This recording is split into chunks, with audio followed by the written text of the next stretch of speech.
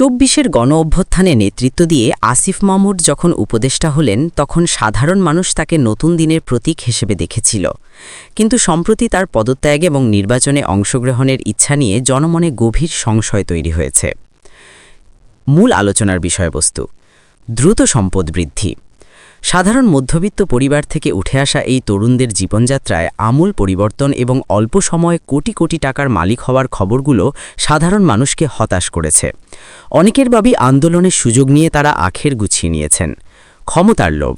System বদল করার কথা বলে এখন আবার পুরনো রাজনৈতিক ধারায় নির্বাচনের মাধ্যমে ক্ষমতায় আসার চেষ্টা কি কেবল আরও টাকা বানানোর নেশা?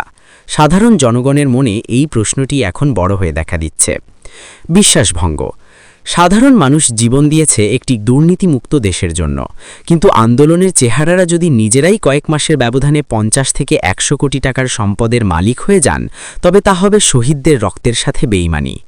আসিফ মাহমুদদের উচিত নিজেদের সম্পদের স্বচ্ছ হিসাব দিয়ে জনগণের কাছে সততার প্রমাণ দেওয়া।